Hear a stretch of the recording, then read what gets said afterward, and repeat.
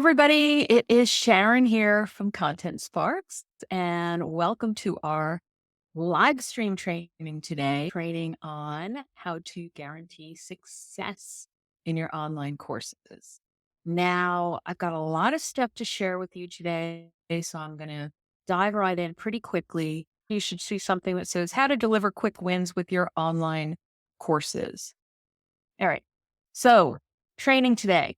It's all about guaranteeing the success of your students in your online courses. And I'll be focusing primarily on quick wins and how those are the things that are going to really guarantee the success. And that is the main thing. But along with guaranteeing success, how you see it is completion rates. And when you're delivering on that promise, guaranteeing success, you're going to get more testimonials. So you have completion rates, you have testimonials, and that means you're also going to get return customers. That's the essential why behind this. Remember to ask questions in the comments. I mentioned you might have to approve StreamYard so that I can see that. And look out for our latest release, which I'll just mention at the end. Why do we want to look for quick wins and up the completion rates? Up to 95% of students don't finish online courses. And for the mass online courses, it's 3 to 6% or something are the number of people that actually complete it. And that is a depressing thought if you are into creating online courses and really want to see the success, because you're creating one in order to see and help your students succeed. So why do people not complete it? They're bored. So that may have something to do with the content you're delivering. There's a lack of time. And it's not just a lack of time to complete the entire course, but in general, everyone has a different amount of free time to be able to complete individual elements. There's lack of motivation. So if the course isn't designed in a way that will keep them motivated, they won't finish it. And then there's expectations versus reality. So there's what they think they're going to get out of the course versus what they really do get out of the course. So quick wins are one of the things that will address all of that. Now, naturally, you want to have outcome as part of it as well, the clear outcome in the beginning. But designing these quick wins along the way are going to address most of those things, if not all, that I just mentioned. So long as you know what the main outcome is, you can work on those quick wins. They're going to do things like build excitement. So they create a sense of excitement and anticipation for what's next. And they keep students engaged and eager to learn more. So that addresses that first boredom factor. Even if the content itself is on a topic that you think is a little bit boring, like maybe finance skills, if you design in quick wins and people are building up their skills along the way, then they're going to get excited because they can feel that learning going on. It also prevents overwhelm. So any kind of online course can be very daunting. There's a lot in there, especially if you deliver it all at once and people see there's a whole bunch of stuff in there, a lot of modules and lessons. Quick wins really break that down into manageable chunks. So remember that behind that. So lack of time ends up not being so much of an excuse when you have things in little bite-sized pieces that people can do in a short space of time. And then there's motivation. So every time you have a little quick win, it is like a shot of adrenaline, and people are more motivated to continue when they see the results and they build momentum along the way. So the more success, the more momentum and the more motivated you are. And then the last thing I want to talk about just with the why quick wins is that you deliver on your promise. That's that expectations versus reality point that I said before. So every single quick win acts as a stepping stone towards that final outcome that you promised people. So they're building up confidence, getting finish the course every single time that they succeed at something. Then they feel that they can do more. every single time. And of course, that increases your completion rate and you're meeting expectations. So that's the why quick wins. What exactly do I mean by a quick win? The definition, general definition, is it's a small, achievable action that delivers visible results in a short period of time. And it's designed to give students a sense of accomplishment and progress. So, all the things that I just mentioned.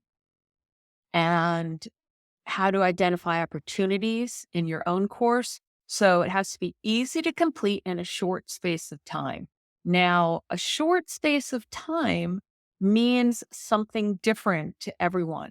It really depends on their own time limitations, how busy they are, what their skill level is when they're just starting out, how big a chunk you're giving them. If it looks very big to someone who's at a beginner level, then that's not a quick win. And remember, if you're using something like AI to identify ideas for quick wins in your course, know that a tool like ChatGPT has no real sense of time. So you have to use your judgment if you want to get ideas for something that can be done in a short space of time. It'll give you ideas that might take a day. So remember that you have to think about your students and what a short period of time means for them. And the same when it comes to tangible benefit. What is a real tangible benefit for your students? What will they see as something that matters to them? And in the business world, with all the business topics that we create courses on, it's typically applying it to their business, but it can be smaller things. And I'll show you some examples too. So it can be small as setting a goal, completing an assessment, checking off something, filling in a quiz, writing down a few ideas. There are a lot of different things that can be quick wins. So examples, and I'll show you some examples from an actual course, our new one as well. One would be just to describe your target audience in less than 10 minutes. So that can be a very big task or a very small task as well, depending on how you structure it. If you want to structure it as a quick win, you could give just a formula statement and a little template to fill in. That works really well if it's an audience who already has some understanding of their target audience. That would not be a quick win for someone who's just starting out and doesn't really know their target audience. So again, context of who your students are and where they are in their experience and journey. Brainstorming a list of ideas for short video topics, which is one of the courses we have in our new course. You could give them a bunch of prompt questions. That can be a really quick exercise and a quick win, so long as you give some of the context before them. And let me show you some examples from our course, our short video course. So I'm going to go back and share my screen. I am sharing my screen. So I'm going to open up the action guide. So when you get one of our courses, you get student materials, and instructor materials, and often some lead generation materials. And in the action guide folder, there's often some other worksheets too. So if I open up the action guide, you'll see that at first glance, if you just look at the table of contents, there's a lot in there because there's something for every single module and lesson. And when you're doing a course, you want to make sure it's broken down like this in little pieces. And then there's simple things to do at each point. So in the very introduction, they just set their expectations. You give some background about the course and have them start thinking and envisioning what they want to get out of it. And this is the sort of thing where you can have a discussion right away to make sure the expectations are in line with the course. And then it goes into things like just picking your goals for your short form video. So that's going to be really simple if you give them some background first on what some typical goals are and how they would incorporate it. So they're already starting to envision, but these are really simple, short things that they can start out with. It's here are my 3 goals, and here are some ideas just off the top of my head. Picking platforms that'll make the most sense for them and their business. Again, a really quick win. They're focusing in, they're immediately reducing the overwhelm of thinking, I have to be everywhere. No, you're going to focus them in right away. And that's a quick win and getting them in the right mindset as well. And then it builds a little bit. So they're looking at types of things that are already there and how they feel about it. Again, that's easy because they're starting out from their viewpoint. So these are just a few examples of just starting to build from the very beginning wins. And there are also examples in here of, simple worksheets, trackers, stuff like that, that you can give them to make those quick wins easier. I mentioned before that just giving a formula or a statement, things like that will help people move a little faster. So the tools you give them the resources. So for instance, here we put in a video outline worksheet. So they're not just trying to think off their top of their head what to put in their video. You're giving them a format for it. And I think there's 3 or 4 pages per video. So it's really broken down into little pieces also that they can do one by one. It makes it much easier. So just going back to our slides again, those were just some few examples from the course. And then how to actually add and decide what quick wins to add to your courses could be one of ours, could be where you want to add extra or something that you've created early on, where to place them for maximum impact. Early on, straight away to get students to dive in. So this is really critical right from the beginning, and it has to be something really easy right from the beginning. I showed you that it can be something around mindset, like an assessment or a quiz, just like the expectations, envisioning the results, thinking about the benefits. Those are really easy things to think about straight away that also puts them in the right mindset. Things like setting goals is a really quick thing to do and hooks them in because they're thinking about the outcome of the course again.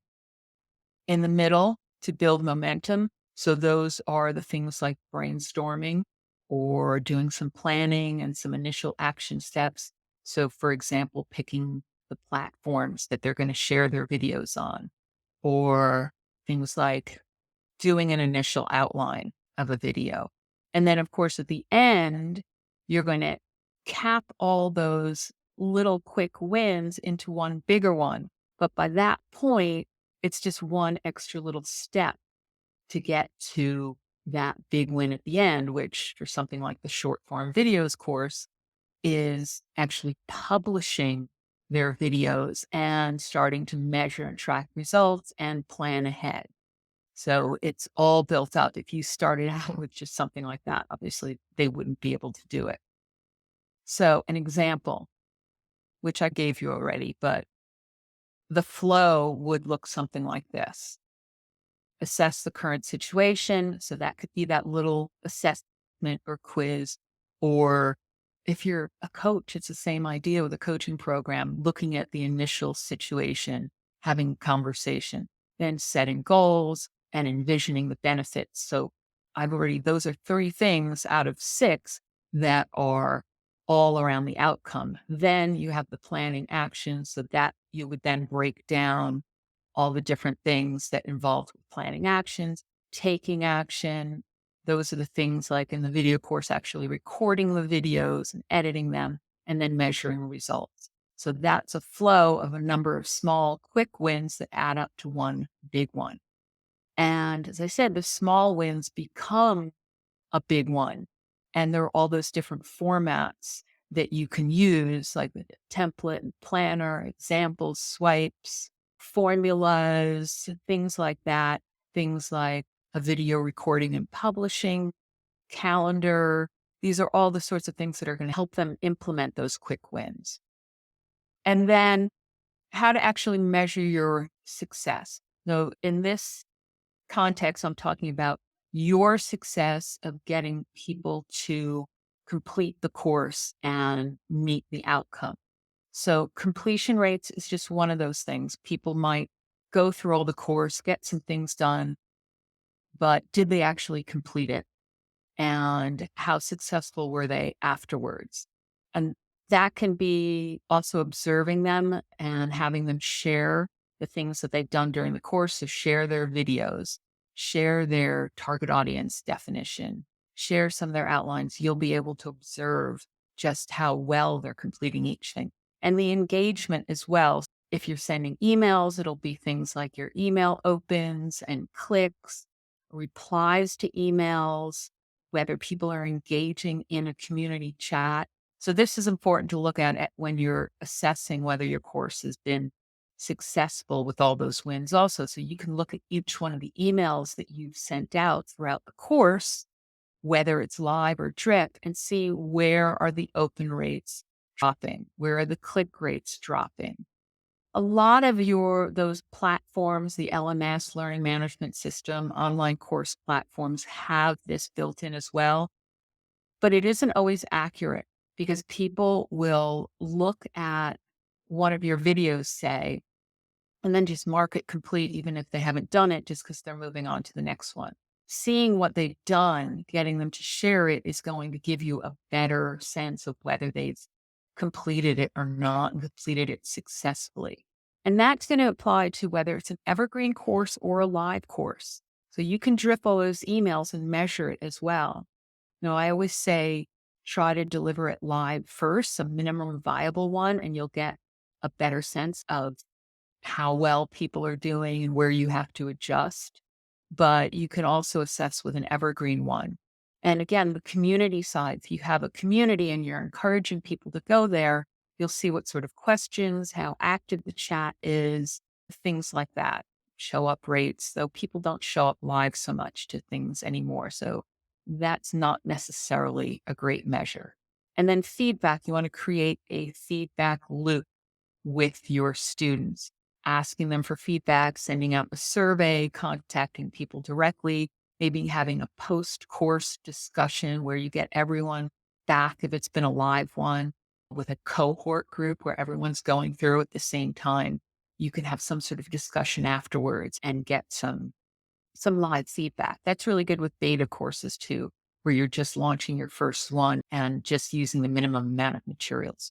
So then you would need to actually adjust anything. And this is actually the last thing I'm going to talk about when I'm talking about the quick wins, because this is a very short training today. What to adjust. So I have 7 things down here. The first one is expectations of the outcome. This is, I mentioned earlier, reality versus expectations can be a big reason that people don't complete a course. And that can be due to enough wins along the way and seeing the results that they want, but also the expectations you set right from the beginning. And that can be right in your sales copy. So that's one example is have you made it clear what people are getting out of it, who it's for, all the different benefits. We talk about benefits. You'll see sales page copy that makes it sound like a course is delivering the world and making this magnificent transformation. And marketers can go over the top with the promises there. So you want it to sound really beneficial and this great transformation. But if you make it too salesy and too much hype, then you can't possibly deliver on that. It'll be next to impossible. So you have to set those expectations clearly while still making it an attractive benefit. And that outcome, again, going even further back, when you're putting together a course, you have to think about whether it's realistic.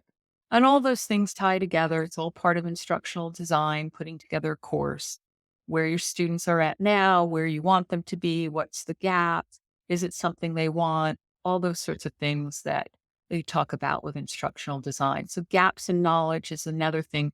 You might find that people didn't complete it because there were certain areas that you assumed they knew, but they didn't know.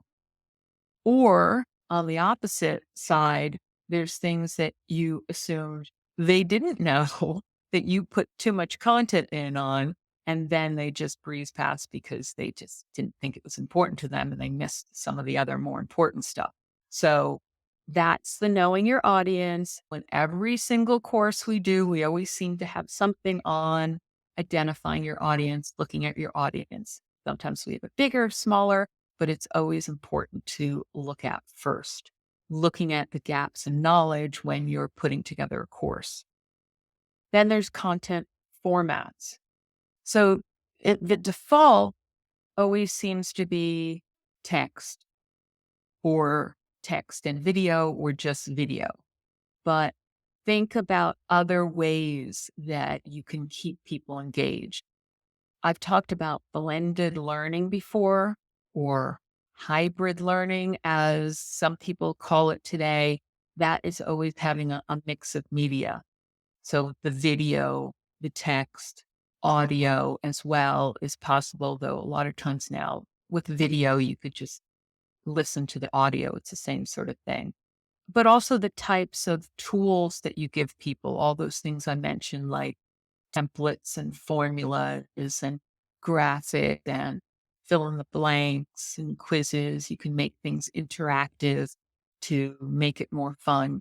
You don't have to get really fancy with that stuff because it's still a matter of someone completing a little win than how fancy the actual content looks. It's not so much the design, the visual design, as what's in it. The visual design is secondary and maybe makes it more engaging just to look at, but actually completing a little win is far more important. You might need to adjust the length of the action steps. And this is really important when you're first looking at a course and designing all the different action steps people will take and what really is a quick win. You want to put yourself in the shoes of your customer and or your student and really think about where they're at and how long it would take them. And the best way initially is to do it yourself in that same mindset, getting rid of everything that you already know and thinking in the terms of someone who's just doing this for the first time. Then to actually test it out with someone who doesn't know the topic, that would be another way to determine whether the action steps are too long. And of course, the first time you deliver the course, you're going to see that as well. So that's one of the things you're going to adjust. And usually people make the action steps too big. So you're likely to have to break it down instead and just have them do one thing at a time. So that's something to look out for. Tools provided. I mentioned that with the content formats. This is just another example of the templates and formulas, but also maybe which software you recommend and being able to give them some tutorials and that. They'll always recommend something that you can actually help them with, something that you know, rather than just saying, here you go, use this. So that would be another thing as well. Any sort of recommendations, resources, extra things that'll help them complete their steps. The timeline for completion is another thing you might want to adjust. If you're doing this live, you might need to break it up more and say, give people a little bit longer, or you might even reduce the amount of time because as a task tends to expand based on how much time you give someone. If you only give them an hour, they'll take the full hour. If you give them 30 minutes, they'll do it in 30 minutes. But again, make sure that it's realistic. So look at that. You might drip things out over a longer period of time or a shorter period of time. It all depends on, again, your audience. So that's another thing to test. And then rewards and celebrations. So this is another thing that can affect the completion rates. I don't call it a quick win necessarily because it's not an action, but it really is a win if you celebrate it. So rewards and celebration can be little things along the way, even if it's just a congratulations, high five, send a badge, make a noise, or celebrations where you actually come together and celebrate someone's success in the group. So in a live community. And it doesn't have to be live. These can be things that you build into an evergreen course as well.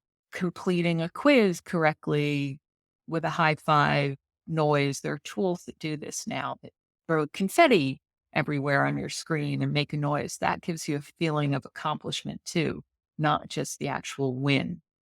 So that's another thing as well. Now, that is all I want to cover today on the quick wins and how they guarantee success. So if you have any questions, can you drop them into the comments? And then I'll quickly introduce our course as well.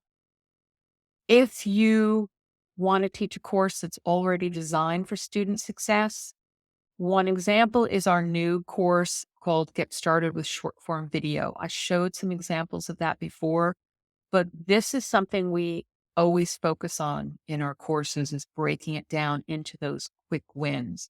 So I showed you that action guide before. So here you can see some of the other things that it goes through. Selecting topics, choosing your tech, all breaking it down into small wins. And if I show you the sales page, I want to make sure that there is information in here. So if you want to see how that's broken down, we always give a course roadmap like this. And this is something that's really helpful too, that I mentioned as a tip inside another video on here where I did some highlights. In this video, I want to make sure you see this because I didn't only go through showing the material like I've done before. I gave tips on how to use certain things. For example, this roadmap. This is actually going to help you with the quick wins aspect and course completion too, because if you give people that high level view and keep them grounded in where they are at each point in the course, it shows them their progress and keeps building the momentum. So they can see how all they have to do in the beginning is pick some goals on their social media platforms, plan their video content, and then seeing that they're actually going to get to record videos and edit videos and optimize for SEO and publish them and monitor success all throughout the course. So every time you deliver one part of it, you can refer back to what they've already done and reinforce that they've made those quick wins along the way that are getting bigger and bigger. So I definitely recommend you look at that because it'll give you a good idea and some tips for delivering a course like this one in particular.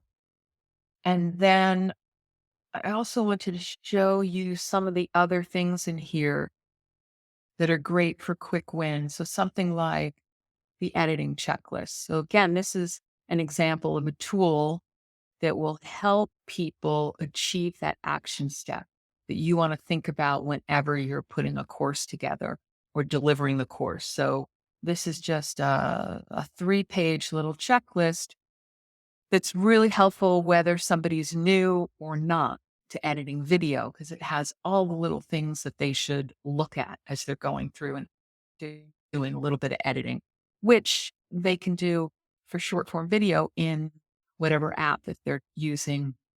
Something like YouTube Shorts, they can go in and do some of the clips and some of the editing. Or if they use a tool like Descript, which is the one I use, it's very easy to add captions and do other sorts of editing. All right, so this one is tips and tools for creative dynamic short videos. And this is another thing that can be good as a bonus for the course. So if you have people who are real beginners with short form video, you don't necessarily want to get them started with anything too fancy. The easiest is to just start with a webcam or a smartphone, an outline of what they want to talk about that is tied to a goal. It has to be tied to some sort of business goal, whether it's engagement or conversions or leads, whatever it is. It should always be tied to some sort of goal, not just hey, I'm going to do a funny cat video today or film myself out hiking. There has to be an actual reason for it. And that drives the outline of the script. But you don't want to start them with anything too fancy. So a bonus like this is great because it talks about some other tips for creating other types of videos, more creative ones like an animation or a whiteboard typography. So you can edit this based on things that you've tried, or even better, go and try some of them yourself first. And then this is a great bonus, and you have examples for showing when you're teaching the course. Again, whether it's live or evergreen, if you have a bunch of shorts, I've already shared a couple of them, YouTube shorts that we've done recently, because I've started doing more of this also and producing more short form video to share. So you can share those examples and put in some tools that you've tried. So just customize it however you want. And again, this is in Canva too. All right. And that's everything for now. I look forward to seeing what you do with that. And please do share any short videos of your own that you create. If you're in the Facebook group, we have the community, which you just have to request to join, but is for everyone, or our Content Sparks Insiders group, which is just for customers. So the Insiders groups, please do share there because everyone likes to get that inspiration. All right. Take care, everybody. Hope to see you soon. Bye.